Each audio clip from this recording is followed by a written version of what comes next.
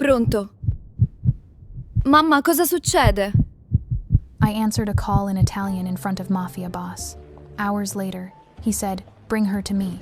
Pronto? Mama? Cosa succeed? The words escaped my lips before my brain could catch them. I froze. The phone felt like it was burning against my ear. Around me, the marble lobby of the Meridian Hotel continued its evening hum, guests checking in, bellhops wheeling luggage. The soft jazz that management insisted made us upscale. But all I could hear was my own heartbeat and the trembling voice of Mrs. Antonelli on the other end, crying in rapid Sicilian about her grandson's accident. I'd spent 7 years perfecting my Midwest accent, 7 years of "you betcha" and "oh sure" and careful, deliberate English. 7 years of being Giulia Rossi, reliable concierge who spoke only the language of helpful suggestions and dinner reservations. Giulia? Giulia, say tu? Mrs. Antonelli's voice cracked with hope. I should have hung up. Should have claimed wrong number, language barrier, anything. Instead, I heard myself responding in the dialect of my childhood, the one that lived in the deepest parts of my dreams. Si, nonna. Sono qui. Dimmi tutto. That's when I saw him. Vincent Torino stood 10 feet away at the front desk, his silver hair perfectly styled, charcoal suit that probably cost more than my yearly rent. He'd been checking his phone when I answered, probably scheduling tomorrow's legitimate business meetings. But now his head was raised, and those pale gray eyes, the ones I'd seen in newspaper photos but never imagined I'd see in person, were fixed on me with the intensity of a predator who'd just caught familiar scent. My mouth went dry. The phone slipped slightly in my sweaty palm. Giulia? Mrs. Antonelli was still talking, but her voice sounded like it was coming from underwater. Il bambino è in ospedale. I forced myself to focus. 7-year-old grandson. Emergency surgery. She needed someone to translate for the doctors because her English wasn't good enough for medical terms. It was the kind of call I got twice a week from the Italian families in the neighborhood. They all had my number from when I'd helped translate at the community center. Back when I thought speaking Italian occasionally was harmless. Back when I thought I could control which parts of my past I let surface. Torino was still watching me. He'd set his phone down on the marble counter and turned his body slightly in my direction. Not obvious, a man like him didn't need to be obvious. But I could feel his attention like heat from a flame. "Ascolta, nonna," I whispered into the phone, turning slightly away from him. "Andrà all'ospedale. Porta I documenti del bambino. Tutto andrà bene." I hung up and immediately busied myself with the computer, pretending to update reservations while my hands shook. Maybe he hadn't heard enough to matter. Maybe. "Excuse me." His voice was exactly what I'd expected, low, cultured, with just enough of the old neighborhood accent to remind you where he came from. I couldn't help but notice. "You speak beautiful Italian." I looked up, forced a smile. The same professional smile I gave every guest who commented on my exotic looks or asked where I was really from. "Thank you, sir. Is there something I can help you with this evening?" That was Sicilian, wasn't it? Very specific dialect. He stepped closer to the concierge desk. Close enough that I could smell his cologne, expensive, subtle. Close enough to see the thin scar along his left temple that the newspaper photos never showed clearly. "My grandmother spoke that way. I'm sorry, I wouldn't know." The lie felt thick on my tongue. "I learned Italian in college. Probably picked up the accent from my professor." He smiled. It didn't reach his eyes. "Of course. Forgive me for being presumptuous." He glanced down at my name tag. "Giulia. That's a beautiful name. Italian?" My mother liked the sound of it. Another lie, another step further from safety. He nodded slowly, as if tasting something. "Well, Giulia, I was hoping you might recommend somewhere for dinner. Somewhere authentic. The kind of place that reminds you of family." The question hung in the air between us like smoke. I knew what he was really asking. I also knew that any restaurant I recommended would be visited tomorrow by men who asked careful questions about who ate there, who worked there, who might have family connections they didn't advertise. "Il Capriccio on North Michigan Avenue has wonderful reviews," I said carefully. "Very popular with tourists." "Tourists." He repeated the word like it tasted bitter. "Not what I'm looking for. I prefer places with history, character, the kind of establishment that's been serving the same families for generations." My chest tightened. "I'm afraid I wouldn't know about those kinds of places, mister." "Torino. Vincent Torino." He said it like he was handing me his business card, formal and deliberate, like he wanted to see my reaction. I kept my expression carefully neutral, but inside, every alarm bell my father had drilled into me was screaming. "Well, Mr. Torino, I hope you find what you're looking for." "Oh, I'm very good at finding what I'm looking for, Julia." He picked up his phone from the counter. "Have a good evening. I'm sure we'll speak again soon." He walked toward the elevator with the measured pace of a man who owned the ground he walked on. I watched his reflection in the polished marble floor until the elevator doors closed. Only then did I realize I'd been holding my breath. My hands were shaking as I reached for my purse under the desk. I needed to call Mrs. Antonelli back, needed to get to the hospital, needed to pretend this conversation never happened. But first, I needed to text my babysitter. Running late. Emergency at work. Give Matteo dinner and put him to bed. We'll explain later. As I typed, I caught my reflection in the black computer screen. For just a moment, I didn't see Giulia Rossi, reliable hotel concierge who'd built a quiet life through careful mediocrity. I saw the 8-year-old girl who'd been taught to memorize fake names and practice American accents. The girl who'd been told that people like Vincent Torino would kill her whole family if they ever found us. The girl whose father had sworn that day would never come. "Hey, my friend. I hope you're doing well. Drop a comment and let me know how you're feeling about Julia's situation so far. Would you have answered that call? And where are you watching from? I'm curious to see where this story is reaching." 20 minutes later, I was in my beat-up Honda, racing toward Chicago General Hospital with Mrs. Antonelli beside me, still crying and clutching a plastic bag full of her grandson's insurance papers. She kept thanking me in Italian, calling me an angel, not knowing that helping her might have just signed both our death warrants. But I couldn't leave a 7-year-old boy alone with doctors who didn't understand his grandmother's fears. I couldn't walk away from someone who needed help, even if it meant walking straight into the nightmare I'd been running from my entire life. Because that was the thing about being Gabriele Benedetti's daughter. Even when he'd trained me to disappear, he'd never been able to train the helper out of me. And Vincent Torino had just heard every word of who I really was. The fluorescent lights of Chicago General's emergency waiting room cast everything in sickly yellow. "Mrs.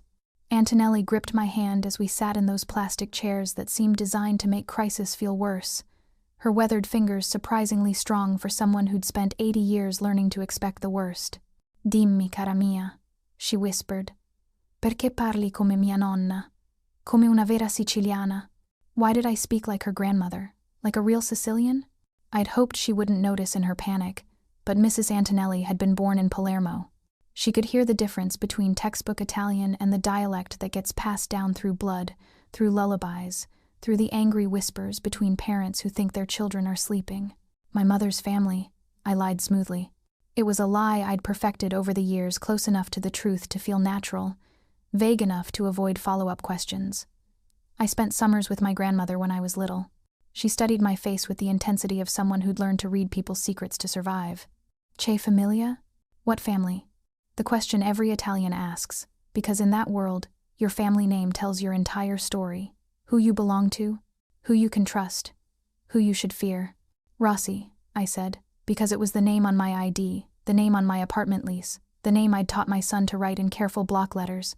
Not a lie, exactly, just incomplete. She nodded, but her eyes stayed sharp. Mrs. Antonelli had lived through wars and famines, and the kind of neighborhood politics that could get you killed for choosing the wrong grocery store. She knew when someone was editing their truth. The emergency room doors swung open, and for a split second, my heart stopped. But it was just a nurse calling another family back, not Vincent Torino's men coming to finish what their conversation had started. That was the thing about fear once it got its hooks in you. Every door opening became a potential threat.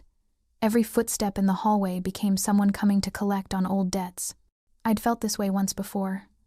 20 years ago, the night my father sat me down at our kitchen table and explained why we had to leave everything behind. "Giulia?" Mrs. Antonelli was shaking my shoulder gently. "Il dottore è qui." Dr. Patterson was young, probably straight out of residency, with the kind of earnest expression that said he still believed medicine could fix everything. He approached us with that careful smile doctors use when they have complicated news. "You're here for the Antonelli boy?" "Yes." I stood up, automatically switching into my translator mode. It was something I'd been doing for years, not officially, just helping neighbors and community center families navigate the American systems that seemed designed to confuse people who'd learned English as adults. "This is his grandmother. How is—" "Little Antonio is stable," Dr. Patterson interrupted, and I watched Mrs. Antonelli's shoulders relax even before I translated. The surgery went well. We had to remove his appendix, but we caught it before it ruptured. He's going to be fine. I translated quickly, watching Mrs. Antonelli's face crumple with relief. She grabbed my hands and started thanking God in rapid Sicilian, the kind of grateful prayer that comes from someone who'd lost too much in her lifetime to take good news for granted. There is one thing, Dr. Patterson continued. Antonio keeps asking for someone named Jules. His grandmother mentioned you might know who that is? My chest tightened. That's me, Julia. He calls me Jules. He's asking for you specifically. Says you promised to teach him soccer on Saturday. Dr. Patterson glanced between us. Are you family? No, The words stuck in my throat. How do you explain that you'd become family by accident?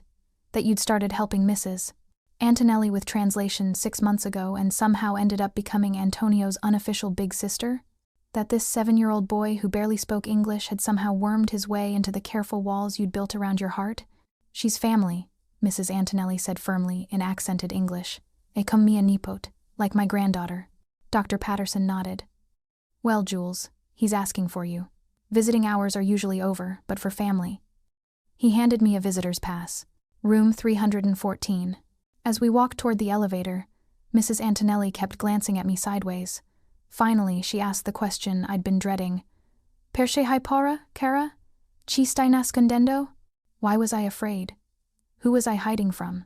The elevator doors opened, and I saw myself reflected in the polished metal, tired, scared, still wearing the navy blazer and sensible heels that made me look like every other hotel employee. But Mrs. Antonelli was looking at me like she could see straight through the costume to the frightened girl underneath. I'm not hiding from anyone, I said as we stepped inside. Mentire, è una vecchia siciliana, e come mentire a Dio, she replied softly. Lying to an old Sicilian woman is like lying to God. The elevator climbed slowly, and I found myself thinking about Matteo, probably asleep in his Spider-Man pajamas by now, completely unaware that his mother's careful life was unraveling 3 floors above the city. I thought about the text I'd sent earlier, emergency at work, and wondered how many more lies I'd have to tell before this was over. Because the truth was, Mrs. Antonelli was right. I was hiding. I'd been hiding for 20 years, ever since the night FBI agents knocked on our door and explained that Gabriel Benedetti's daughter would have to disappear forever. The problem with hiding, though, is that eventually you start to forget which parts of you are real, and which parts are just the mask you wear to stay alive. Room 314 was at the end of a long hallway that smelled like disinfectant and fear. Through the window, I could see Antonio small and pale against the white sheets, but awake and looking toward the door like he'd been waiting for me. Jules, he called out as soon as we walked in, his face lighting up despite the 4 in his small arm.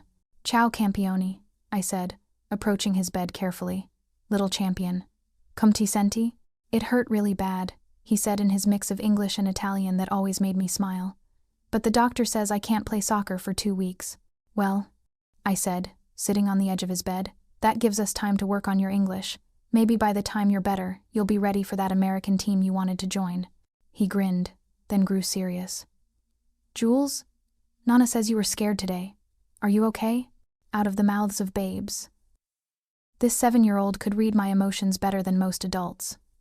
Probably because he'd learned to watch faces the way children do when they're navigating between languages, between worlds. I glanced at Mrs. Antonelli, who was pretending to arrange the flowers on his bedside table while obviously listening to every word.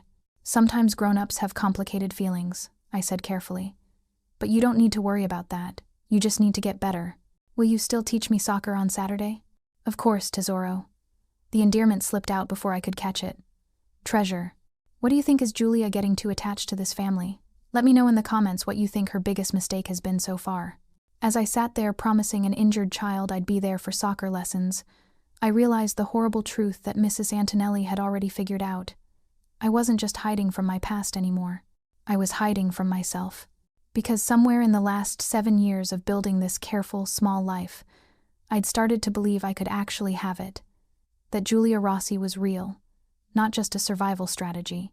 That I could be the person who helped elderly neighbors and taught children soccer and lived in a world where Vincent Torino was just a name in the newspaper. But sitting in that hospital room, speaking the language of my childhood to comfort a scared little boy, I finally understood what my father had tried to tell me 20 years ago. You can change your name and your accent and your entire life, but you can never really change who you are. And who I was, who I'd always been, was Gabriele Benedetti's daughter, which meant that no matter how much I loved this makeshift family, no matter how badly I wanted to keep teaching Antonio soccer and helping Mrs. Antonelli with her doctor's appointments, I was going to have to disappear again. Because Vincent Torino didn't make social calls to hotel concierges, and he definitely didn't let old debts go uncollected. My phone buzzed against the hospital room's silence like a rattlesnake's warning. Unknown number. Chicago area code. Antonio was finally asleep, his small hand still clutching the soccer ball keychain I'd brought him months ago. Mrs. Antonelli had dozed off in the visitor's chair, her rosary beads tangled in her fingers. The only sounds were the steady beep of monitors and the distant murmur of late-shift nurses. I should have let it go to voicemail. Should have turned the phone off entirely. Instead, I stepped into the hallway and answered. Julia. My blood turned to ice. Not Jules, the name on my hotel badge, the name my coworkers knew.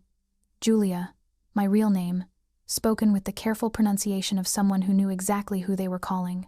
I'm sorry, I think you have the wrong number. Room 314, Chicago General Hospital. You're wearing a navy blazer and carrying a brown leather purse. You've been there for 2 hours. Vincent Torino's voice was calm, conversational. Should I continue? My legs went weak. Through the hallway's floor-to-ceiling windows, I could see the parking garage across the street. Somewhere in those shadows, someone was watching me. Had been watching me. What do you want? To talk, nothing more. A pause. Your father and I have unfinished business. The words hit me like a physical blow. 20 years of careful construction, new name, new life, new identity, crumbling with 5 simple words. My father is dead. Gabriel Ross, insurance adjuster from Milwaukee? Yes, I imagine he is dead to you. Torino's voice carried a note of amusement. But Gabriele Benedetti, he's very much alive. And we need to have a conversation about what he took from me. My hand was shaking so badly I could barely hold the phone. In the room behind me, Antonio stirred in his sleep, and I found myself stepping farther down the hallway, as if distance could somehow protect him from this conversation. I don't know what you're talking about. Of course you don't. You were 8 years old when he disappeared. But you remember that night, don't you, Julia? The night the FBI came to your house? The night your whole world changed? I did remember. I remembered my mother crying in the kitchen, while strange men in suits explained why we had to leave everything behind. I remembered my father's face hollow, defeated, like he'd already died inside. I remembered the way he couldn't look at me when they said I'd have to forget I was ever Julia Benedetti. He saved my daughter's life, Torino continued. Did you know that? The night he testified, there was a hit planned on my family. Rivals thought they could use the chaos to eliminate the competition, Gabriele warned me. Isabella lived because of your father. This wasn't the story I'd been told. The FBI had painted my father as a traitor who'd gotten scared and turned state's evidence to save himself. They'd never mentioned saving anyone. You're lying. Isabella is 28 now, same age as you. She's a doctor pediatric surgery, actually. Probably treated children in that same hospital you're standing in. His voice softened slightly. She's alive because your father chose to do the right thing, even when it cost him everything. My throat felt tight. Then why do you want him? Because the people who wanted my family dead 20 years ago are still out there. And they've recently learned that Gabriele Benedetti's daughter has been hiding in plain sight in Chicago. The temperature in his voice dropped 20 degrees. They know where you work, Julia. They know where you live. They know about your son, Matteo. The world tilted sideways. You're threatening my son? I'm trying to protect him. Torino's voice was sharp now, urgent. Listen to me carefully. There are men in a black sedan parked outside your apartment building right now. They've been there for 2 hours, waiting for you to come home. I pressed my back against the hospital wall, legs threatening to give out completely. Through the windows, Chicago stretched out below me like a circuit board of lights, and somewhere in that maze of streets, men were hunting my 7-year-old son. What do you want from me? I want you to disappear, tonight. Take the boy and go somewhere safe while I handle this. And then what? We run forever? You bring me to your father. There it was. The price of protection. Lead Vincent Torino to the man who'd spent 20 years in hiding, who'd built a new life just like I had, who probably believed his daughter was safe as long as she stayed hidden. I don't know where he is. It wasn't entirely a lie. The FBI had moved us to different states after the first year, and I hadn't seen my father since I was 12. They separated us, part of the protection program. But you could find him. Could I? I had a social security number that didn't exist before I was 8. I had fragmentary memories of a man who'd taught me to speak 3 languages and memorize fake birthdays. I had a scar on my palm from the night he'd made me promise to disappear if anyone ever came looking for Gabriele Benedetti's family. But I also had the desperate love of a mother who would burn the world down to keep her child safe. "If I do this," I said slowly, "if I help you find him, you guarantee my son's safety?" "I guarantee it, but Julia." His voice took on a weight that made my skin crawl. "If you try to run without helping me, if you disappear again thinking you can hide better than you did before, I won't be the one hunting you anymore. And the Lombardis have never had my sense of restraint." The Lombardis, even hidden in witness protection, that name had haunted our family's whispered conversations. The rival family that had wanted us all dead, that had forced my father to choose between his loyalty and his daughter's life. I closed my eyes, seeing Antonio's innocent face, Mrs. Antonelli's trusting smile, seeing Matteo's gap-toothed grin this morning when I'd promised him we'd make pancakes tomorrow. All of it balanced on a knife's edge because 20 years ago, my father had made an impossible choice. Now it was my turn. "How do I know you're not lying about the men at my apartment? Call your babysitter." My hands were shaking as I scrolled through my contacts. Kate Hamilton had been watching Matteo since he was 3 years old. She was reliable, careful, the kind of person who double-checked locks and always kept her phone on. The call went straight to voicemail. I tried again. Voicemail. "Kate doesn't ignore calls when she's watching Matteo," I whispered into the phone. "Because Kate isn't answering her phone right now. The Lombardis have a different approach to negotiations than I do." The hallway started spinning. I grabbed the wall for support, tasting copper fear in my mouth. "If you hurt them..." "I'm not the one who hurt them, Julia. I'm the one trying to stop it from getting worse." Torino's voice was steady, implacable. "You have a choice to make. Tonight. Right now." "What choice?" But I already knew. "Help me find your father, or lose your son the same way I almost lost my daughter 20 years ago." The phone felt like it weighed 1,000 pounds. In the room behind me, Antonio was still sleeping peacefully, unaware that the woman he called his American sister was about to destroy everything he thought he knew about her. Mrs. Antonelli was right, I had been hiding. But not just from Vincent Torino, or the Lombardis, or the FBI. I'd been hiding from the truth that my father had tried to teach me that last night. In this world, there are no choices that don't cost something. There are only choices about who pays the price. What would you do? Tell me in the comments, would you sacrifice everything to save your child, or try to find another way? I'm honestly not sure there is another way out of this. "I'll do it," I whispered into the phone. "I'll help you find him. But I want proof that my son is safe first. Check your messages." My phone buzzed with an incoming text. A photo of Matteo and Kate, both sitting on my living room couch. Kate was holding today's newspaper. Matteo was watching cartoons, completely unaware of the camera. At the bottom of the frame, I could just make out a man's hand resting on the arm of my reading chair. Someone was in my apartment. Someone was close enough to touch my son. "They're safe for now," Torino said. "They'll stay that way as long as you cooperate. But Julia, the clock is ticking. The Lombardis aren't known for their patience." I looked through the window at Mrs. Antonelli, still sleeping beside her grandson's bed. I thought about the life I'd built, the careful walls I'd constructed around my heart, the community center families who trusted me, the hotel guests who thought I was just another helpful employee, the quiet Saturday mornings when Matteo and I made pancakes and pretended we were a normal family with a normal past. All of it built on a foundation of lies that were finally crumbling. "How long do I have? To find your father? 48 hours. That's impossible. I told you, I don't know." "Then you'd better start remembering." The line went dead. I stood alone in that hospital hallway, still wearing my hotel blazer, still pretending to be Jules, the helpful concierge. But Julia Benedetti was awake now, and she was remembering things that 8-year-old girls aren't supposed to remember. Like the way her father had made her memorize a phone number and told her to only use it if the worst thing imaginable happened. Like the emergency contact card hidden behind her bedroom baseboard, the one the FBI had never found. Like the promise she'd made 20 years ago to forget she was ever Gabriele Benedetti's daughter. Some promises, it turned out, were impossible to keep. I didn't remember driving home from the hospital. One moment I was standing in that sterile hallway, staring at a photo of my son with a stranger's hand in the frame. The next, I was parked across the street from my apartment building, engine running, watching shadows move behind my living room curtains. 2 shadows that should have been 3. Where was the third man? The one taking the photo? My phone buzzed with a text from an unknown number. "Second floor hallway. Don't make this harder than it needs to be." They weren't just in my apartment, they were everywhere. I sat in my Honda, hands gripping the steering wheel, trying to think like the scared 8-year-old who'd memorized escape routes and fake identities. But that 8-year-old had had her father to protect her. This time, I was alone. Well, almost alone. My phone showed 17 missed calls from Kate's number, all from the last hour. I scrolled back through our text history, looking for anything that might tell me when things had gone wrong. Her last message was from 9:47 p.m. Matteo asking for you. Should I let him stay up a bit longer? That was 30 minutes before Torino's call. 30 minutes before my world ended.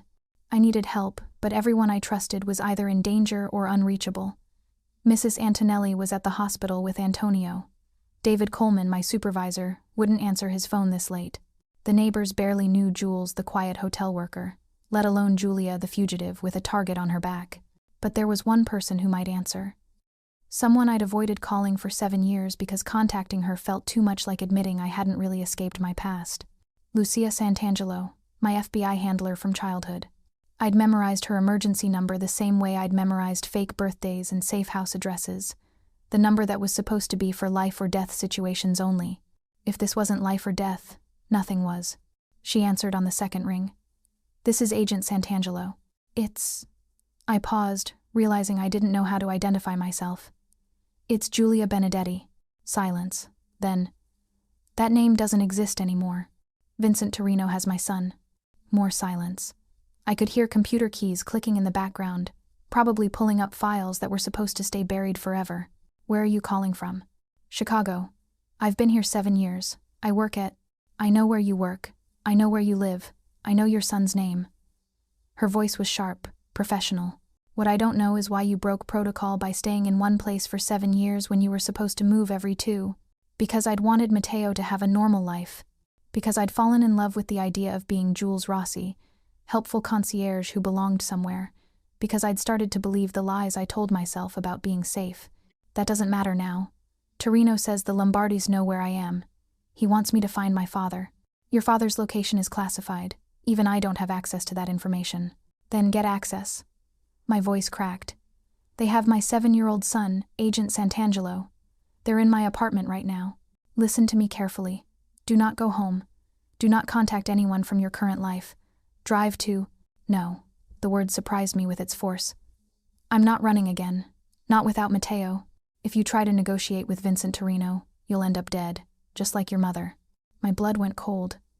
My mother died in a car accident.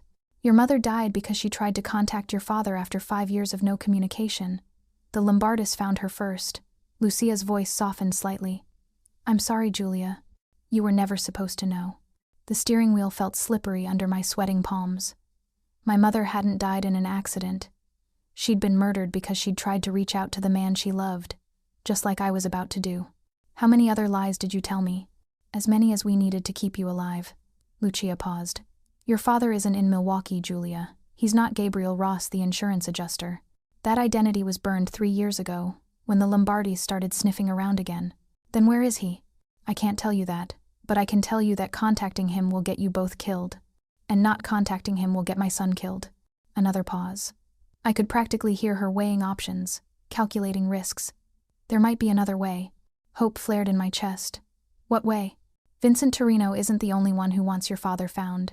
The FBI has been tracking Gabriele for 2 years. He's been freelancing, using skills he learned in the old life to help other families disappear. The Bureau wants to bring him in. You mean arrest him? I mean, protect him, and you, but only if you cooperate. Here it was the false summit, a solution that seemed perfect, that promised to solve everything without the terrible choice between my father's life and my son's. What do you need me to do? Wear a wire, meet with Torino. Get him to admit he's threatening federal witnesses. We'll have grounds to arrest him and protective custody for you and your son. What about the men in my apartment? Local police are already en route. We'll have your son safe within the hour. Relief flooded through me like warm water. It was going to be okay. The FBI would handle this. Matteo would be safe. I wouldn't have to choose between the 2 men I loved most in the world. Where do I meet you? Millennium Park, by the Bean. 20 minutes. I hung up and immediately felt lighter. This was what the FBI did. They protected witnesses. They caught the bad guys. They made sure little boys stayed safe. I'd been stupid to think I had to handle this alone. I was pulling away from the curb when my phone rang again. Torino. Julia, I'm disappointed. My stomach dropped. What do you mean? Agent Santangelo is a good woman, dedicated, but she's been fed the same lies you have. His voice was calm, almost sympathetic. Your son isn't going to be rescued by local police, because there are no local police coming. You're lying. Check the news, Channel 7. There was a gas leak explosion at FBI Field Office Chicago 20 minutes ago. Very tragic. Agent Santangelo and 3 other agents working late were killed instantly. My hands started shaking. I fumbled for the radio, scanning stations until I found news. Explosion at the federal building downtown. Authorities confirm 4 casualties, including FBI agent Lucia Santangelo. The reporter's voice faded to white noise. Lucia was dead. The woman who'd spent 7 years believing she was keeping me safe was dead because I'd called her. How? I whispered. The Lombardists have people everywhere, Julia. Police departments, FBI field offices, your son's school. Torino's voice was gentle, like he was explaining something to a child. Did you really think a wire and local cops would be enough to stop a family that's been planning this for 20 years? I pulled over, hands shaking too badly to drive. You killed her. I didn't kill anyone. But I couldn't let her interfere with what needs to happen. She was trying to help me. She was trying to get you killed, just like she got your mother killed. The words hit like a physical blow. My mother contacted the FBI before she died? She contacted Agent Santangelo, begged for a new identity, a chance to see your father one last time. Santangelo told her it was too dangerous. Torino paused. Your mother tried to find him anyway. The Lombardists were waiting. Everything I thought I knew was crumbling. The FBI hadn't protected my mother, they'd led her into a trap. Lucia wasn't my ally, she was another person whose good intentions got people killed. And now she was dead because I'd trusted her. Do you think Julia should have trusted the FBI? Or was this always going to end badly? Let me know in the comments. I'm honestly not sure there's anyone left she can trust at this point. What do you want from me? I asked, and this time I meant it completely. I want you to stop believing that there's a way out of this that doesn't require sacrifice. Torino's voice was patient but firm. Your father made his choice 20 years ago. Your mother made hers 5 years ago. Now you need to make yours. Find him or lose my son. Find him and save your son. There's a difference. I looked up at my apartment building, where men were holding my child hostage while I sat in my car, contemplating betraying the only family I had left. 3 blocks away, Antonio was sleeping peacefully in his hospital bed, never knowing that the woman he trusted had led death straight to his door. And somewhere in America, my father was living another lie, probably believing his daughter was safe as long as she stayed hidden. I need more time. You have 18 hours. Torino. Julia. His voice hardened. Your mother spent 2 years trying to find a third option. She died believing she was protecting you. Don't make the same mistake. The line went dead. I sat alone in my car, watching strangers move through my stolen life, and realized that Vincent Torino was right about one thing. There was no third option. There was only the choice between who lived and who died, and I was running out of time to decide. But first, I had to get back the one thing that mattered more than my own life. I had to get Matteo back, even if it meant becoming someone I'd sworn I'd never be again. Even if it meant becoming my father's daughter. I made the call from a gas station bathroom 3 miles from my apartment, using a burner phone I'd bought with cash. The kind of tradecraft my father had drilled into me when I was 8 years old. Back when I thought it was a game instead of a survival skill. The number I dialed had been hidden behind my bedroom baseboard for 20 years. It rang 4 times before a woman answered. Benedetti Landscaping, we're closed. I need to speak to Gabriel about the roses. The code phrase felt strange in my mouth after 2 decades. The ones he planted before the frost. Silence. Then, hold on. 30 seconds later, a man's voice came on the line. Older than I remembered, weathered by 20 years of hiding, but unmistakably my father. Julia, mia bambina, cosa fai? What was I doing? The question of my life. Papa, the word came out broken. I hadn't called him that since I was 12 years old. Hanno Matteo. They have Matteo. The silence stretched so long I thought the line had gone dead. When he spoke again, his voice had changed completely from the gentle landscaper to the man who'd once been Vincent Torino's most trusted lieutenant. Chi? Who? Torino says the Lombardis know where I am. They want me to bring them to you. Madonna Santa. I could hear him breathing heavily. How did they find you? I answered a phone call in Italian. Torino was right there. The shame burned in my throat. I'm sorry, Papa. I got careless. No, Bella. You got human. His voice softened. Where's Matteo now? They have him in my apartment, with my babysitter. I closed my eyes, seeing Kate's terrified face in that photo. Torino says I have 18 hours to find you. Or, Cosa? Or what? But we both knew. The Lombardists didn't make idle threats. They made examples. Papa, what really happened 20 years ago? Torino says you saved his daughter. Another long pause. It's complicated, Julia. My son is being held hostage. Uncomplicate it. I heard him sigh, the sound of a man carrying 20 years of secrets. Isabella Torino was 8 years old, like you. The night before I testified, I learned about a planned hit on Vincent's family. The Lombardists thought they could eliminate their competition while Vincent was distracted. So you warned him. So I saved a little girl's life, just like I was trying to save yours. The pieces started fitting together in ways that made my chest tight. You didn't testify to save yourself. You testified to save us. The FBI promised witness protection for my family if I gave them Vincent. But Vincent wasn't the monster they painted him as. He was just a man trying to protect his own child. Then why is he hunting us now? Because the Lombardists never stopped hunting us. And Vincent knows that the only way to end this, really end it, is to finish what we started 20 years ago. What does that mean? My father was quiet for a long moment. When he spoke again, his voice carried the weight of inevitability. It means one of us has to die, Julia. Either Nico Lombardi dies, or our family does.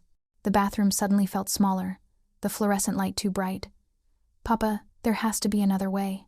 I spent 20 years looking for another way. There isn't one. His voice grew urgent. Listen to me, Bambina. Don't try to rescue Matteo alone. Torino is right. Work with him. Work with the man who wants to use me as bait. Work with the man whose daughter you saved. I blinked. What? Isabella Torino. She's a pediatric surgeon at Chicago General Hospital. She operated on a little boy tonight, Antonio Antonelli. My legs went weak. I grabbed the bathroom sink for support. That's impossible.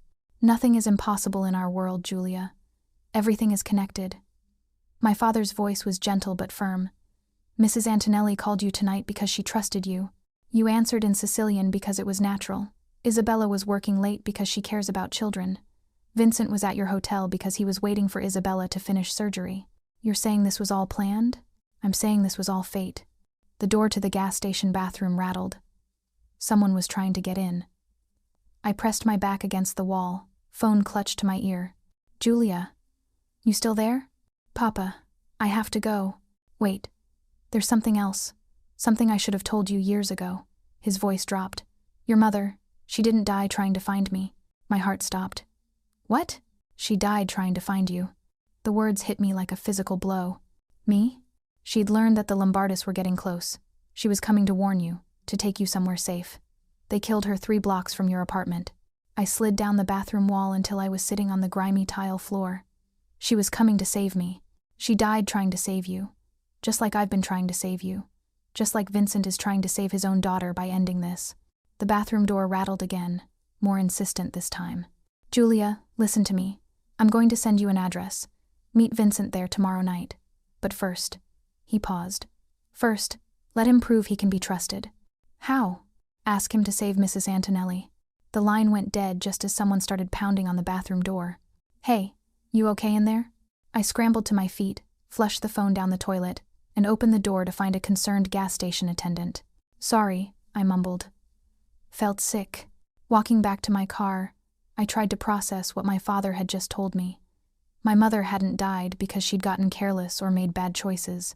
She'd died trying to protect me, just like she'd been protecting me her whole life. Just like I was trying to protect Matteo. But there was something else my father had said. Something that was making my skin crawl with possibility. Isabella Torino was the surgeon who'd operated on Antonio. Vincent had been at my hotel waiting for his daughter. Which meant Vincent Torino knew exactly who I was before I'd ever answered that phone call. He'd been watching me. Waiting for the right moment. And somehow Mrs. Antonelli's emergency had provided it. But why? What did Vincent Torino want that required such elaborate orchestration? My phone buzzed with a text from an unknown number. Address: 1247 W. Oakdale. Midnight tomorrow. Come alone. VT. Below that, another message. Your move, Julia. Save Mrs. Antonelli, and I'll prove you can trust me with your son's life. Mrs. Antonelli? What did she have to do with this? I was reaching for my phone to call the hospital when it rang in my hand. Julia? Mrs. Antonelli's voice was shaking. Mi dispiace, cara. They made me call you. My blood turned to ice. Where are you? They took me from the hospital. Said I know too much about you. She was crying now. I'm sorry, I'm so sorry. I should have minded my own business. Mrs. Antonelli, where are you? But the phone was already being taken away from her. A man's voice came on the line, young, cocky, with the kind of accent that said he'd learned cruelty early and well. Julia Benedetti. Finally. Who is this? Nico Lombardi. I've been waiting 20 years to have this conversation. The name hit me like cold water. This was him, the man my father said had to die for our family to be safe. The man whose family had been hunting us since I was 8 years old. What do you want? I want to finish what my father started. But first, I want to play a little game. His voice was filled with malicious pleasure. You have 2 choices. Save the old woman, or save your kid. You can't save both. You're lying. Mrs. Antonelli is in a warehouse on the south side. Your boy is still in your apartment. Both locations are rigged to burn if you make the wrong choice. He laughed, and the sound made my skin crawl. Choose wrong, and you lose everything. Choose right, and you only lose half. That's not a choice. It's exactly the choice your father had to make 20 years ago. Save his family or save Vincent's. Nico's voice grew cold. He chose wrong. The line went dead. I stood in that gas station parking lot, surrounded by the white noise of traffic and late-night Chicago, and realized that Vincent Torino had been telling the truth about one thing. Everything was connected. But he hadn't been trying to help me. He'd been using me as bait to draw out Nico Lombardi, and now I had to choose between saving an innocent old woman who'd shown me nothing but kindness or saving my own child. The same impossible choice my father had faced 20 years ago. The choice that had destroyed our family and started this whole nightmare. Only this time, there was no FBI to call, no Agent Santangelo to trust, no safe house to run to. There was only me, 2 addresses, and the terrible arithmetic of love. What would you choose? Tell me in the comments, could you sacrifice one innocent person to save your own child? Because I honestly don't know if there's a right answer here. I chose my son. God forgive me. I chose my son. The warehouse address led me to the south side, to a neighborhood where broken streetlights created pools of shadow between rusted chain-link fences. 1247 W. Oakdale turned out to be an abandoned meatpacking plant that smelled like old blood and newer gasoline. Mrs. Antonelli was tied to a chair in the center of the main floor, her silver hair matted with blood from where someone had hit her.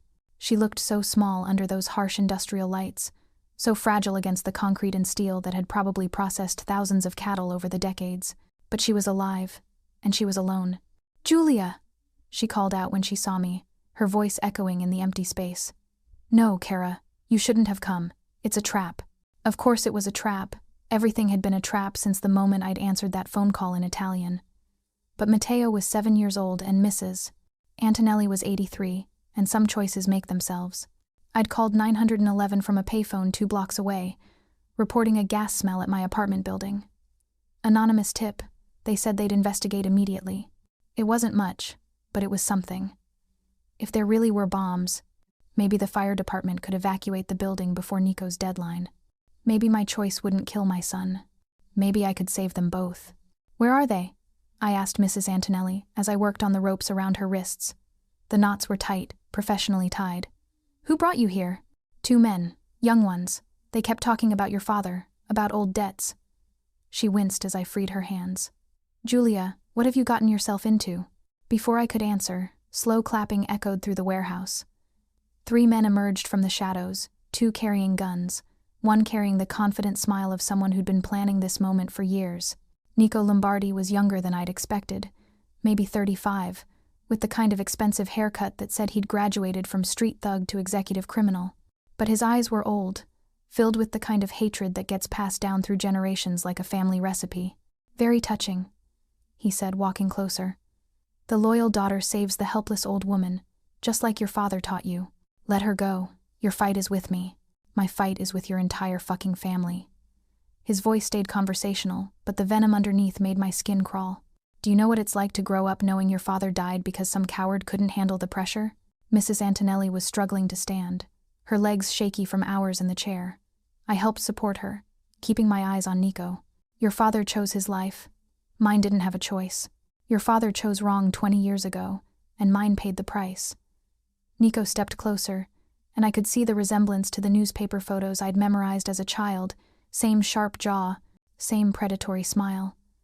But I'm not here for revenge, Julia. I'm here for justice. Justice? Vincent Torino has been living free for 2 decades while my family suffered. Your father disappeared into witness protection while mine rotted in federal prison. He gestured to his men, who moved to flank us. Tonight, that changes. Then why involve Mrs. Antonelli? Why threaten my son? Because pain is the only language men like Torino understand. And you, little girl, are going to deliver a message he'll never forget. Something cold pressed against the back of my neck. One of his men had moved behind us while Nico was talking. Mrs. Antonelli whimpered, pressing closer to my side. What message? That his daughter dies tonight, just like mine should have 20 years ago. My blood turned to ice. Your daughter? Isabella. Dr. Isabella Torino. Nico's smile widened. She's been working late at the hospital, saving sick children. How noble. How perfectly Vincent's daughter. The pieces clicked together with horrible clarity. You're not after me. You're after her. I'm after both of you. Vincent's precious daughter and Gabriele's precious daughter. Dying together. Poetic justice. He checked his watch. She should be arriving any minute now. Arriving where? Here, of course. Vincent received a very convincing call about an hour ago. Someone claiming to be you, begging him to come save Mrs. Antonelli. Someone mentioning that Dr. Isabella Torino was the only surgeon who could save her life. My stomach dropped. You called Vincent pretending to be me. I called Vincent telling him exactly what he needed to hear to bring his daughter running. Nico's eyes glittered with malicious pleasure. Amazing how easy it is to manipulate people when you threaten the things they love most. The sound of car doors slamming echoed from outside the warehouse. Nico's smile grew wider. Right on schedule. Vincent Torino walked through the warehouse door like he owned the place, which, knowing his business, he probably did, but he wasn't alone. Behind him walked a young woman with dark hair and tired eyes. Dr. Isabella Torino, still wearing surgical scrubs from her shift at the hospital. Papa, I don't understand why. Isabella stopped talking when she saw the guns pointed at Mrs. Antonelli and me. Vincent's face went carefully blank, the expression of a man who'd walked into worse traps than this and lived to tell about it. Nico, still hiding behind innocent people, I see. Nothing innocent about this family, Nico replied, gesturing to me. Say hello to Gabriele Benedetti's daughter, Vincent. The little girl you've been hunting for 20 years. Isabella's eyes widened as she looked at me. You're Julia? I nodded, not trusting my voice. Up close, she looked exactly like the 8-year-old girl from my fractured memories of that night. The same dark eyes, the same stubborn chin. The little girl whose life my father had saved by destroying ours. I operated on that boy tonight because of you, she said quietly. Mrs. Antonelli told me you were like family to them. Touching reunion, Nico interrupted. But we have business to finish. Vincent stepped forward, his hands visible but his posture suggesting he was ready for violence. Let them go, Nico. Your fight is with me. My fight is with your legacy. Nico's gun swung between me and Isabella. 20 years ago, you took my father from me. Tonight, I take your daughter from you. And what happens after tonight? Vincent's voice stayed level. You think killing Isabella ends this? I think it sends a message to every family in Chicago that the Lombardists don't forget, that debts get paid, no matter how long it takes. Mrs. Antonelli was trembling beside me, her fingers digging into my arm. Isabella stood frozen beside her father, probably running through medical scenarios in her head, trying to calculate survival odds the way she calculated surgical risks. And me? I was thinking about Matteo, hopefully safe in some fire department evacuation center, wondering why his mother never came home. There's something you should know, Nico, Vincent said carefully, about why your father really died in prison. I know why he died, because your family, because he tried to kill a federal judge. Vincent's voice cut through Nico's anger like a blade. Not for the family, for himself, because he couldn't accept that the old ways were ending. You're lying. I have the FBI files. Your father wasn't killed by rivals or guards.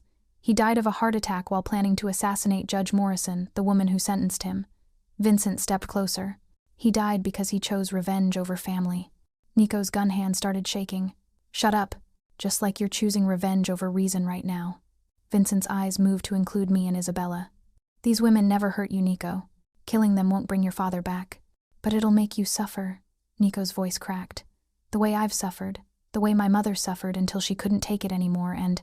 He didn't finish the sentence, but he didn't need to. The pain in his voice told the whole story. Vincent's expression softened slightly. Your mother's death wasn't your fault, Nico, and it wasn't mine either. Everything is your fault. The gun swung wildly between all of us. If you hadn't made that deal with the FBI, if I hadn't made that deal, your father would have killed my daughter, just like he'd killed 3 other children that year. Vincent's voice grew cold. I didn't testify to hurt your family, Nico. I testified to save mine. And now I'm saving what's left of mine. The warehouse fell silent except for Mrs. Antonelli's labored breathing and the distant sound of sirens probably responding to my gas leak call. Too far away to help, but close enough to remind us that the world outside this building still existed. Do you think Vincent is telling the truth about Nico's father? Let me know in the comments, because I'm starting to think everyone in this family has blood on their hands. You want to know what really happened 20 years ago? Vincent asked quietly. The whole truth? I know the truth. You know the story your mother told you to help you sleep at night. Vincent glanced at me. But Julia deserves to know what her father really sacrificed. I found my voice. What are you talking about? Your father didn't just testify against the Lombardist, Julia. He testified against me too. Vincent's eyes stayed locked on mine. He gave the FBI everything. Names, locations, financial records. He destroyed both families to save his daughter. The floor felt like it was tilting under my feet. That's impossible. Your father was supposed to disappear that night, take you and your mother somewhere safe. Instead, he stayed behind to make sure Nico's father couldn't follow. Vincent's voice grew quiet. He spent 3 days in FBI custody, giving them enough evidence to dismantle 2 crime families. Why would he do that? Because he loved you more than he feared dying? Nico's gun had dropped slightly, his attention caught by Vincent's words. You're lying. My father said. Your father said whatever he needed to say to keep you loyal. Vincent turned to face him completely. But I have the transcripts, Nico. I know what Gabriele Benedetti really told the FBI. What did he tell them? Vincent looked directly at me when he answered. That he'd rather watch both families burn than let them hurt innocent children. The silence that followed felt like the moment between lightning and thunder, electric, inevitable, destructive. And in that silence, I finally understood what my father had really done. He hadn't just betrayed Vincent Torino or saved Isabella's life, or chosen his family over his loyalty. He'd chosen to become the kind of man who sacrifices everything, his honor, his safety, his future, to protect children from inheriting their parents' wars. Just like I was about to do.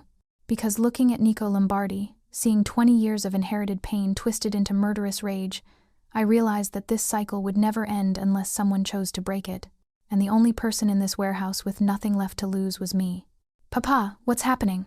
The voice came from the warehouse entrance, small, scared, heartbreakingly familiar. Matteo. He stood in the doorway wearing his Spider-Man pajamas and untied sneakers, his dark hair messy from sleep.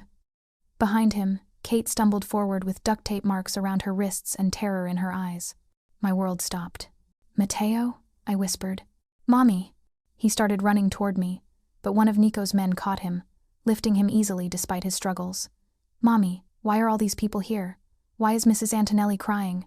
Nico's smile was pure poison. Surprise, Julia. Change of plans. You said he was safe in my apartment. I lied, he shrugged. Amazing how easy it is to grab a kid when you tell his babysitter that mommy's been in a car accident. Kate was sobbing now, mascara streaming down her cheeks. Jules, I'm sorry. They said you were hurt, that they were police. They had badges, and It's okay, I managed, my voice barely steady. It's not your fault. But it was my fault, all of it. I dragged innocent people into my father's war, and now my 7-year-old son was being held at gunpoint by a man whose childhood had been destroyed the same way I was about to destroy Matteo's. Vincent's face had gone deadly calm. Let the boy go, Nico. He's not part of this. He's Gabriele Benedetti's grandson. That makes him very much part of this. Nico nodded to his man, who tightened his grip on Matteo. Besides, I want his mother to understand what it feels like to watch your family die. Matteo wasn't struggling anymore. He'd gone very still in that way children do when they sense danger but don't understand its source. His dark eyes found mine across the warehouse, and I saw my father looking back at me, the same stubborn courage, the same refusal to break even when breaking would be easier. Mommy, are you in trouble? He asked quietly. The question hit me like a physical blow. Because yes, I was in trouble. But more than that, I'd brought trouble home to him. I'd done the one thing my father had spent his life trying to prevent. I'd made my child pay for my sins. A little trouble, baby, I said, forcing my voice steady. But everything's going to be okay. Another lie. The 100th lie I'd told him since this nightmare began. You know what the beautiful thing is about children? Nico's voice was conversational, like he was discussing the weather. They trust their parents completely, right up until the moment they realize their parents can't protect them. Nico. Vincent stepped forward, his hands spread peacefully. You want to hurt me? Fine. But leave the children out of this. Children? Nico laughed, the sound echoing off concrete walls. Your daughter is 28 years old, Vincent. She's not a child anymore. She's a woman who chose to follow her father into this warehouse, knowing exactly what might happen. Isabella spoke for the first time since seeing the guns. I came because you said an old woman needed emergency surgery, because I'm a doctor. You came because Daddy called and you came running, just like you always have. Nico's attention shifted to her. Do you know how many people my father killed, Dr. Torino? How many families he destroyed before your father turned him in? I know he was a criminal, Isabella said quietly. I've known that my whole life, but you've lived with it, benefited from it. Your medical school tuition, the house you grew up in, the protection that kept you safe while other children suffered. Nico's voice grew harder. All paid for with blood money. And what about your money, Nico? Vincent asked. You think the Lombardi family fortune came from selling flowers? At least I'm honest about what I am. Mrs. Antonelli was trying to stand straighter, her weathered hands clenched into fists. Basta, she said sharply. Enough. You want to kill each other, fine. But let the children go. Shut up, old woman. No, you shut up. Mrs. Antonelli's voice carried the authority of someone who'd raised 6 children and buried 3. I lived through Mussolini and the bombs and men like you who think violence solves everything. You know what it solves? Nothing. She was magnificent in her fury, this 83-year-old woman facing down armed criminals to protect a child she barely knew. But Nico just smiled and nodded to his other man. The gunshot was impossibly loud in the enclosed space. Mrs. Antonelli crumpled to the concrete, clutching her shoulder. Blood seeped between her fingers as she gasped in pain. Nonna! Matteo screamed, struggling against his captor. You hurt her! And I'll hurt her worse if you don't shut up, Nico said calmly. Something inside me snapped, not broke, snapped, like a steel cable under too much tension, whipping back with lethal force. I launched myself at Nico, 20 years of suppressed rage finally finding its target. We went down hard, his gun skittering across the concrete as we fought. He was bigger, stronger, but I was desperate in the way only mothers can be desperate. I got my hands around his throat before his men pulled me off, their grips like iron on my arms. Impressive, Nico said, wiping blood from his split lip. Your father taught you well. My father taught me that some things are worth dying for, I snarled. Good. Because you're about to die for them. He retrieved his gun, checked it carefully, then walked over to where Matteo was being held. My son's eyes were wide with terror, but he wasn't crying. He was being brave, the way I'd taught him to be brave, and it was breaking my heart. Here's what's going to happen, Nico said, pressing the gun to Matteo's temple. Vincent is going to call your father. He's going to tell Gabriele that his daughter and grandson are about to die unless he comes here, tonight. He won't come, I said desperately. He's spent 20 years hiding. He won't. He'll come, because you're going to ask him to. Nico nodded to one of his men, who produced my cell phone, the one I'd thought was safely hidden in my car. Call him. I don't have his number. You called him 2 hours ago from a gas station bathroom. We've been monitoring your movements since you left the hospital. Nico's smile was cold. Call him or watch your son die. Vincent was watching this unfold with the careful attention of a chess master studying the board. Isabella was on her knees beside Mrs. Antonelli, pressing her scarf against the wound to slow the bleeding. Kate was sobbing quietly in the corner. And Matteo was looking at me with complete trust, believing that somehow, some way his mother would fix this. The way I'd believed my father could fix everything. Right up until the night FBI agents explained why that wasn't possible anymore.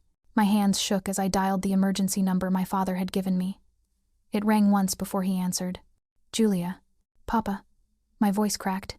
I'm sorry. Where are you, Bambina? Southside Warehouse. Nico Lombardi has Matteo. I looked at my son, trying to memorize his face. He wants you to come. A long silence. Put him on the phone. I handed the phone to Nico, who put it on speaker. Gabriel, it's been a long time. Let them go. Nico, your fight is with me. My fight is with everyone who destroyed my family, but I'm willing to make a trade. Nico's voice was businesslike now. You for them. 1 hour. And then what? You kill me and let them live? I kill you and decide what to do with them afterward. Another pause. I could hear my father breathing, probably calculating odds the way he'd taught me to calculate escape routes. I'll come, but I want proof they're alive when I get there. You'll have it. The line went dead. 1 hour. 60 minutes for my father to drive here from wherever he'd been hiding. 60 minutes to say goodbye to the life I'd built, the lies I'd told myself, the hope that somehow this story could end differently than it began. Tell me honestly, do you think Gabriele will really come? And what would you do if you were Julia right now? Because I'm honestly not sure there's any way out of this that doesn't end in tragedy.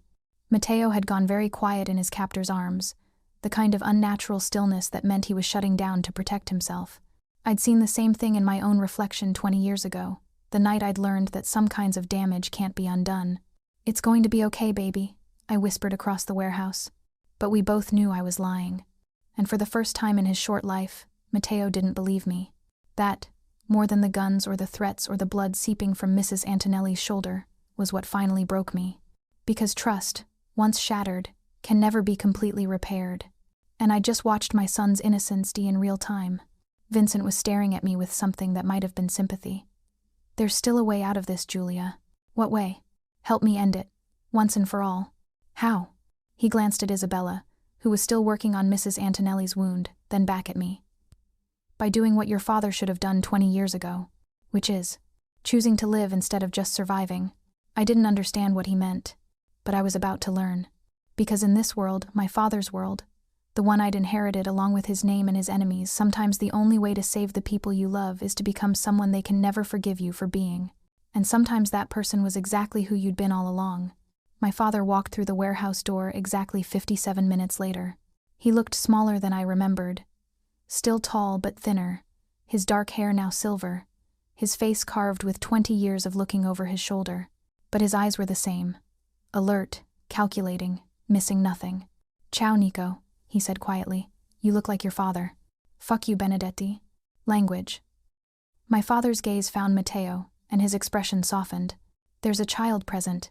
The surreal normalcy of the moment, a grandfather concerned about profanity while surrounded by armed men, would have been funny if it weren't so heartbreaking. Papa, I whispered. His eyes met mine across the warehouse. Mi dispiace, bambina. I'm sorry. I tried to keep this from you. How touching, Nico interrupted. A family reunion. Too bad it's going to be your last one. My father studied the scene.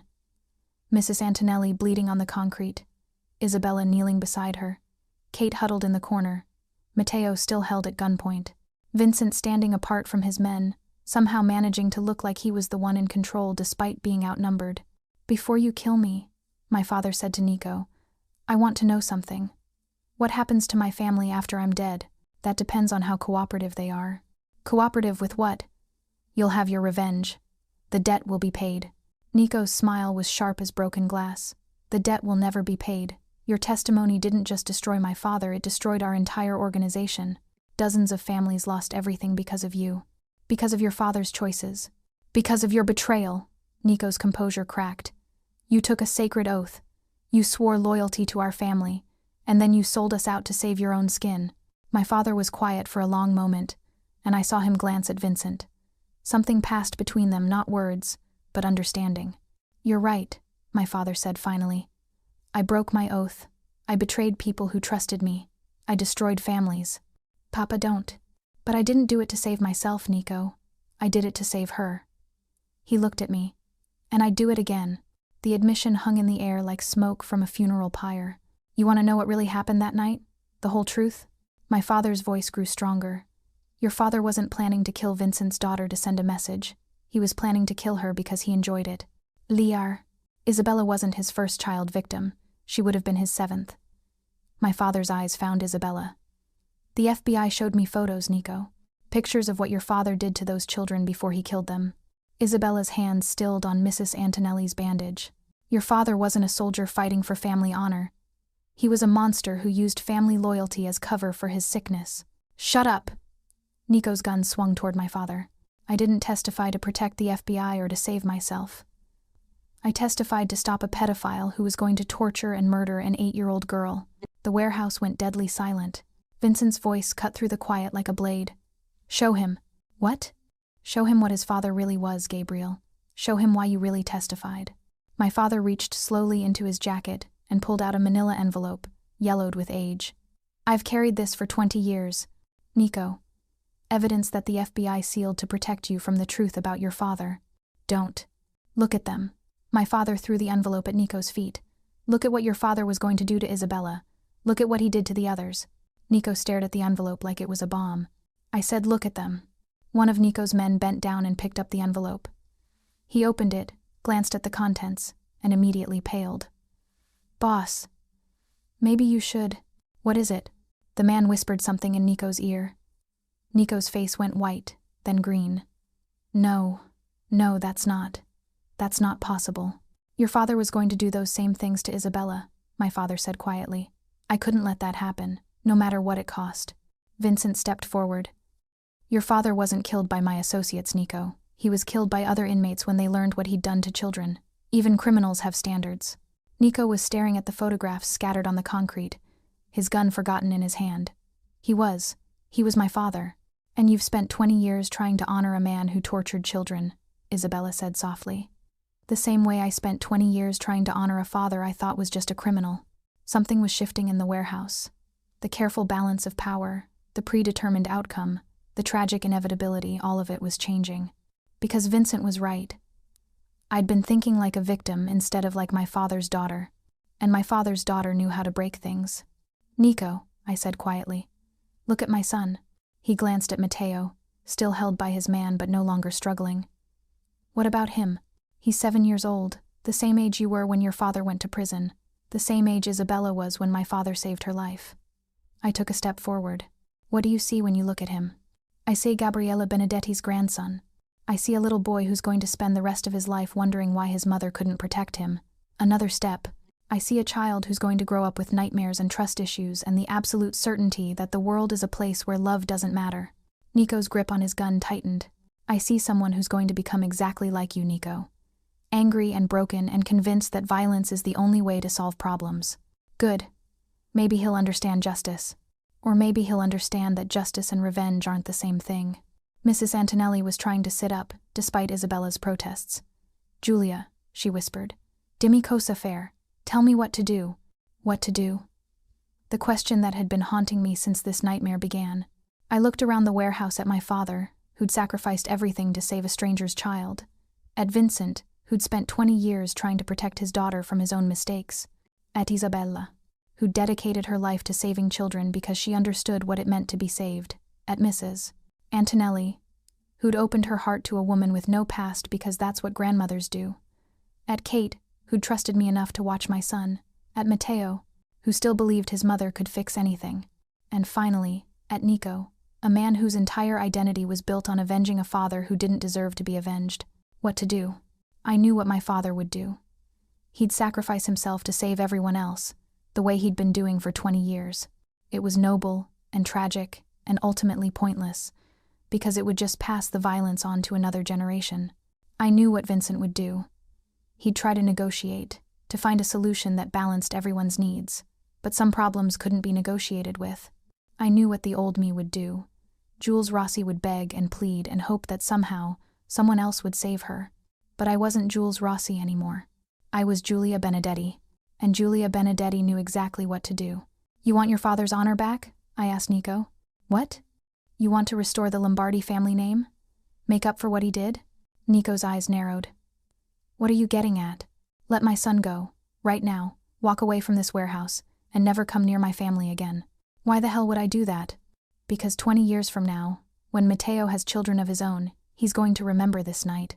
And if you let him go, if you choose to break this cycle instead of continuing it, he's going to remember that a Lombardi chose mercy over revenge. I stepped closer, close enough to see the doubt in his eyes. Your father's legacy is what you've seen in those photographs, but your legacy that's still being written. What do you think Nico will choose? Tell me in the comments, can someone really break a cycle of violence that's been going on for decades? Because honestly, I'm not sure anyone is strong enough to make that choice. The warehouse was so quiet I could hear Mrs. Antonelli's labored breathing, the distant sound of traffic, the whisper of wind through broken windows. Nico was staring at the photographs on the concrete, his face cycling through emotions, revulsion, rage, grief, something that might have been relief. He was my father, he said again. but this time it sounded like a question. "And you're nothing like him," I said firmly. "You want to hurt the people who destroyed your family, but you're not torturing children. You're angry, not evil. There's a difference. I killed people for him. I built my entire life around avenging him, then build a new life around something else." Vincent was watching this exchange with growing amazement, as if he was seeing something he'd never expected to see. "What are you offering me?" Nico asked quietly. "A choice. The same choice my father made 20 years ago." I looked at Matteo, then back at Nico. "Choose the children's future over the past's debts." Nico's gun hand was shaking now. "And if I do, what happens to me?" "You disappear. You take your men and you go somewhere far away, and you never come back to Chicago. Vincent and my father won't hunt you, will you?" I looked at both men, who nodded slowly. "You get to find out who you are when you're not trying to be your father's son. That's it? I just leave?" "You leave, and you take 20 years of hate with you. And maybe somewhere else, with different people. You figure out how to be happy instead of angry." It was the longest shot in the world. A man doesn't just abandon everything he's built his identity around because a stranger asks him to. But sometimes, in the space between heartbeats, people make choices that surprise everyone, including themselves. Nico looked at his men, at the photographs on the floor, at Matteo still held in his captor's arms. Then he looked at me. "You really think people can change?" "I think people can choose to change. Whether they succeed, that's up to them." He was quiet for a long moment. Then, without a word, he nodded to his man holding Matteo. My son was released so suddenly he stumbled, but then he was running across the warehouse toward me, his arms outstretched, his face streaked with tears. "Mommy." I caught him and held him so tight I was probably hurting him, but I couldn't let go. He was warm and solid and alive, and nothing else mattered. "I was scared," he whispered against my neck. "I know, baby. I was scared too, but you came to get me.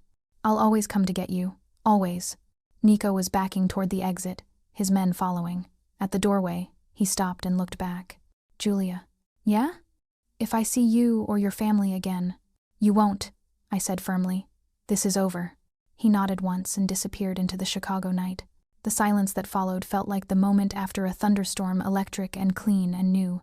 Vincent walked over to where Isabella was still working on Mrs. Antonelli. "How is she?" "She needs a hospital, but she'll live." Isabella looked up at her father. "Papa, is it really over?" "It's over." He glanced at my father, then at me. "It's been over for 20 years. We just finally figured out how to end it." My father approached slowly, his eyes on Matteo. "Ciao, Piccolo." "Hello, little one." Matteo looked up at him with curious eyes. "Are you Mommy's papa?" "Sì, sono tuo nonno." "Yes, I'm your grandfather." "Where have you been?" My father's eyes filled with tears. "Waiting for it to be safe to come home." "Is it safe now?"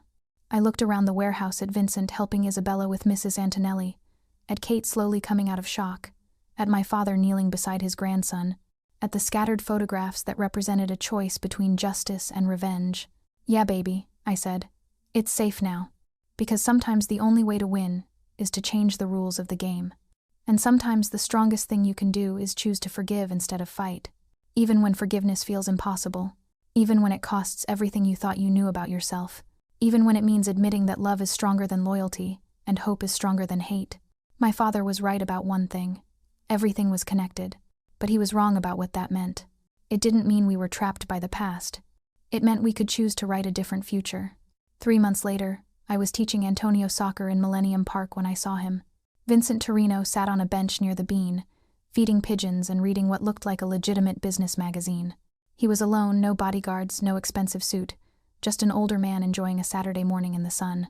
"Lena, Lena," Antonio called, using the old nickname that somehow felt right again. "Watch this."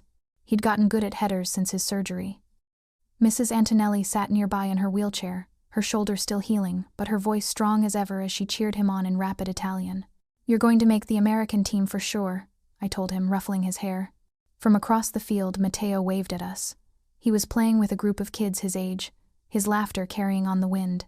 He still had nightmares sometimes, still asked questions about that night that I answered as honestly as I could, but children are resilient in ways adults forget how to be. "Mommy?" He jogged over, slightly out of breath. "Can we get ice cream after this?" "Of course, baby." He started to run back to his friends, then stopped. "Is that man watching us?" I glanced toward Vincent's bench. He'd noticed us too, was probably wondering if this meeting was coincidence or something else. He's an old friend, I said. Okay. Matteo accepted this with 7-year-old logic and bounded back to his game.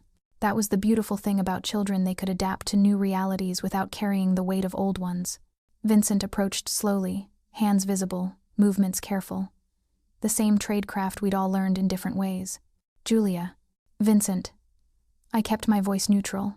We'd agreed not to contact each other unless it was necessary, but Chicago was a big city with a surprisingly small world. How are you doing?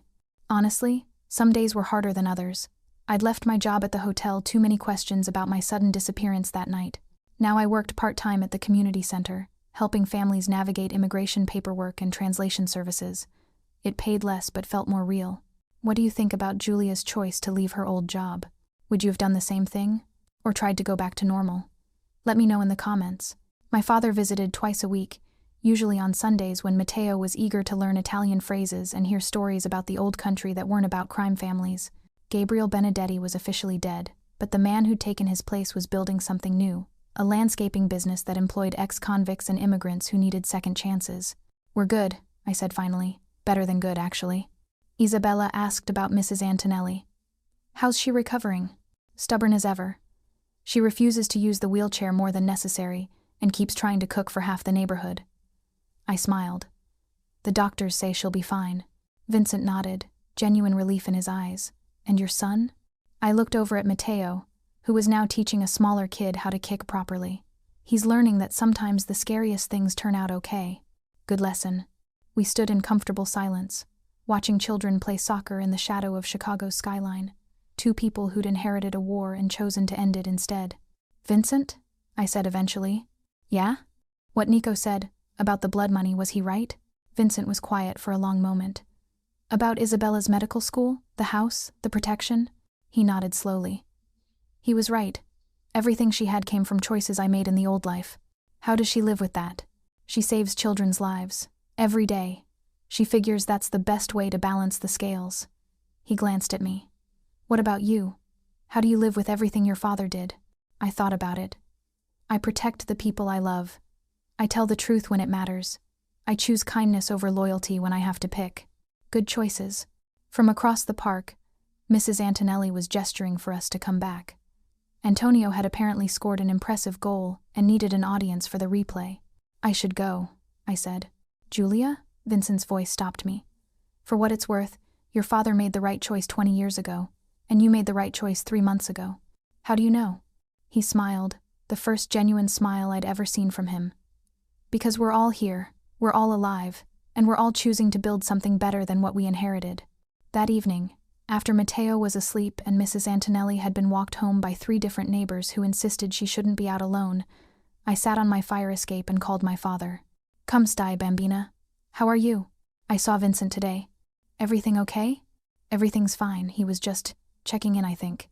My father was quiet for a moment. Good, that's what family does.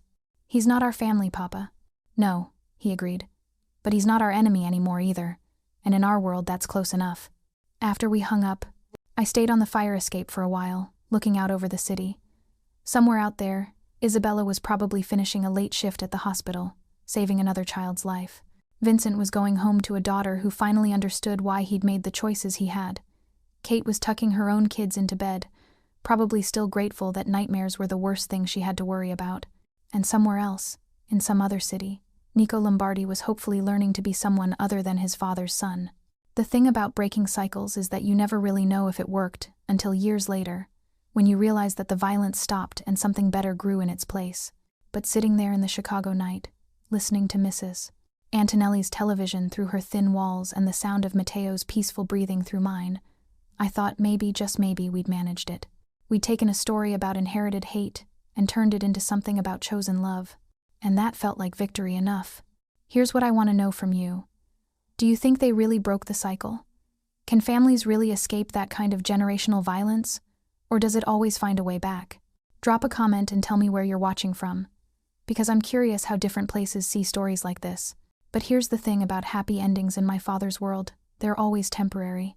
Which is why, 6 months later, when Isabella Torino called me in the middle of the night to say someone was asking questions about Gabriele Benedetti's granddaughter, I wasn't really surprised, because some debts never get paid, some families never forget, and some stories, no matter how neatly you try to end them, always have one more chapter, but that's a story for another day. Hey friends, that's our story, one woman's journey from hiding her past to confronting it, from protecting herself to protecting everyone she loves. What did you think? Did Julia make the right choices? Could you have forgiven like she did? Or would you have chosen revenge? I'd love to hear your thoughts in the comments below. Which character surprised you the most? What would you have done differently? And where are you watching from? I always love connecting with people from all over the world who find these stories. If this story kept you on the edge of your seat, please hit that like button and subscribe for more intense, emotional stories that'll make you question everything you think you know about family, loyalty, and the choices we make when everything's on the line. Stay tuned, because we've got more stories coming that'll take you places you never expected to go. Trust me, you won't want to miss what happens next. Until then, remember, sometimes the strongest thing you can do is choose to forgive instead of fight, even when forgiveness costs everything you thought you knew about yourself.